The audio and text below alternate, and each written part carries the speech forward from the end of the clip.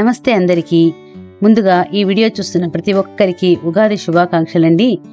ఈరోజు రెసిపీ ఉగాది పండుగలో చేసుకునే ఒబ్బట్లండి.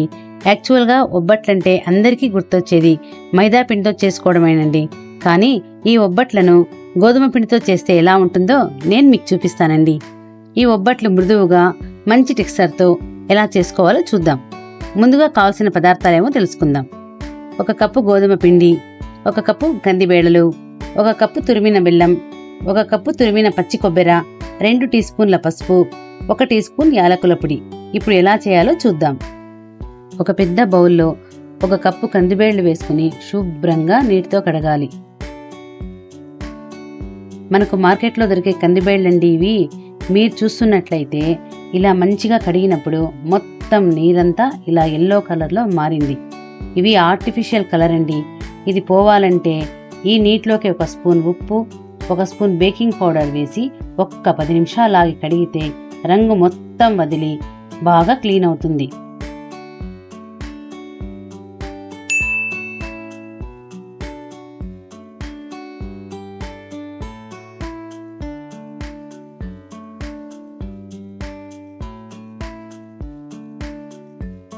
ఇలా క్లీన్ చేసుకున్న కందిబేళ్లను కుక్కర్లో వేసి 1.5 కప్పు నీరు, అలానే 1 టేబుల్ స్పూన్ పసుపు, 1 టేబుల్ స్పూన్ ఆయిల్ వేసి ఉడికించుకోవాలి.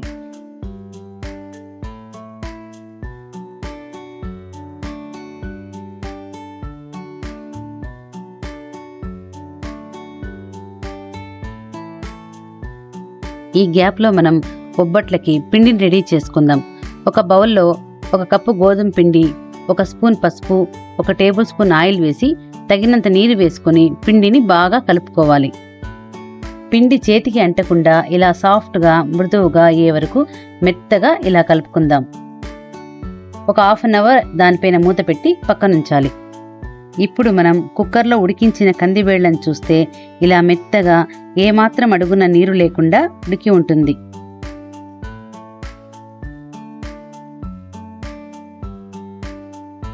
ఇదే కుక్కర్ని స్టవ్ పై ఉంచి అందులోకి 1 కప్పు బెల్లం, అలానే కొబ్బరి తురుము, ఇలాచీ పౌడర్ వేసి నేను మిక్స్ చేస్తున్నట్టుగా ఇలా స్టవ్ సిమ్లో పెట్టుకొని ఉడికించుకోవాలి.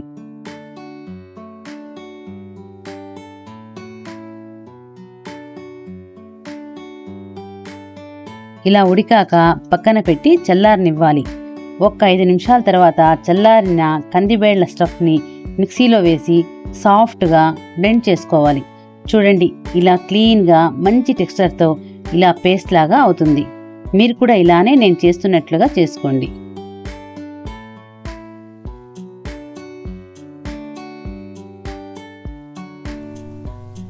ఇప్పుడు మన దగ్గర స్టఫ్ అలానే బేస్ 2 రెడీ అయినాయండి.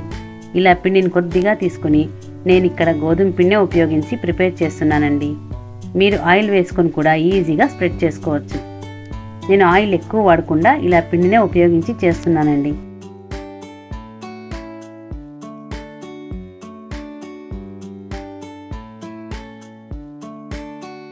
ఇలా చక్కగా 1 స్పూన్ స్టఫ్, అదే మనం చేసుకున్న బెల్లం పూర్ణాన్ని అందులో ఉంచి ఇలా కవర్ చేసుకోవాలి. ఇప్పుడు కొద్దిగా పిండి వేసి అంటకుండా క్లీన్గా స్ప్రెడ్ చేసుకోవాలి. ఎక్కువ ప్రెజర్ పెట్టాల్సిన అవసరం కూడా లేదండి, ఈజీగా అయిపోతుంది.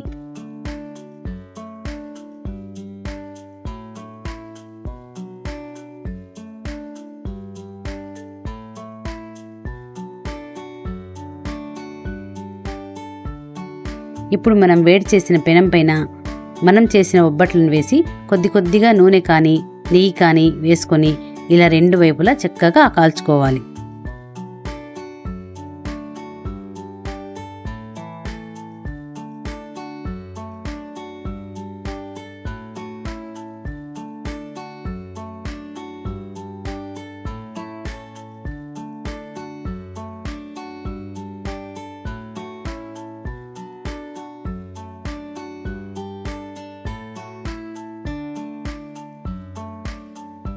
అంతేనండి, చూశారుగా, ఇలా చివరిగా 1 స్పూన్ నెయ్యి వేసుకుని మృదువుగా టేస్టీగా ఉండే గోధుమ పిండితో తయారు చేసిన ఒబ్బట్లను తింటుంటే చాలా రుచిగా ఉంటుంది.